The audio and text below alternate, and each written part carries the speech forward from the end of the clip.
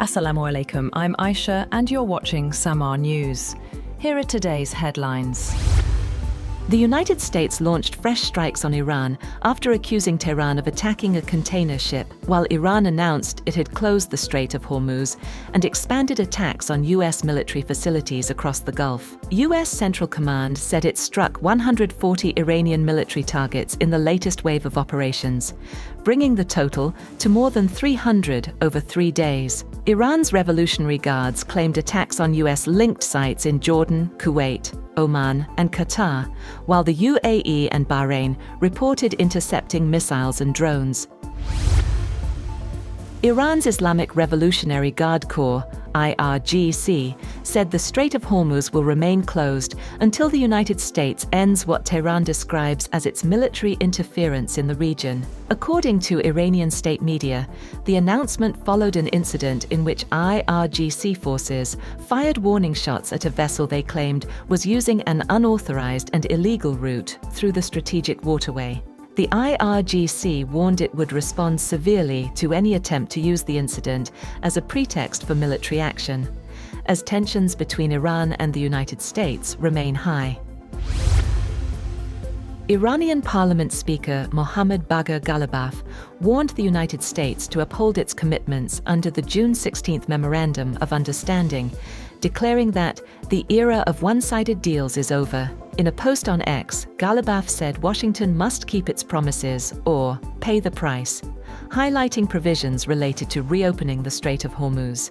Brigadier General Mohammad Akraminia also accused the U.S. of undermining regional security and vowed Iran would defend its interests in the strategic waterway. Deputy Prime Minister and Foreign Minister Ishaq Dar urged all parties to exercise restraint and pursue dialogue during a phone call with Iranian Foreign Minister Sayed Abbas Araghchi amid rising regional tensions. According to Pakistan's Foreign Office, the two leaders discussed the evolving security situation and emphasized de-escalation in line with the Islamabad Memorandum of Understanding. Dar reiterated that dialogue and diplomacy remain the only path to lasting regional peace. Both ministers agreed to remain in close contact as diplomatic efforts continue to prevent further escalation involving Iran and the United States. Iran's supreme leader, Ayatollah Mujtaba Khamenei, has said that avenging his slain predecessor and father is the demand of the nation and must certainly take place. According to a written message released on his Telegram account, Khamenei said the nation pledged to avenge the blood of the martyred leader and all the martyrs of these two wars from the criminal and disgraced killers. The supreme leader issued the message on the occasion of funeral ceremonies for his father, Ayatollah Ali Khamenei, held months after he was killed in the US-Israeli airstrikes on February 28th.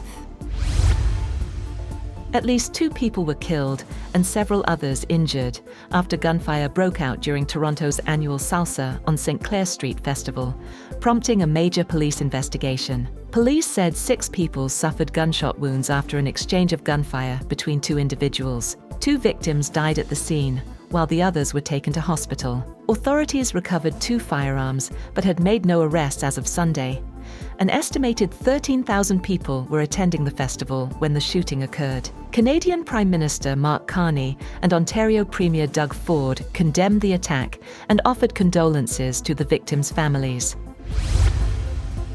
U.S. Senator Lindsey Graham, a senior Republican lawmaker and close ally of President Donald Trump, has died at the age of 71 after what his office described as a brief and sudden illness. Graham passed away on Saturday evening. In a statement, his family requested privacy during this difficult time. Trump paid tribute on Truth Social, calling Graham one of the greatest people and senators I have ever known, and a true American patriot. First elected to the Senate in 2002, Graham represented South Carolina for more than 2 decades and became a leading Republican voice on defense, national security, and foreign policy. He was serving as chairman of the Senate Budget Committee at the time of his death.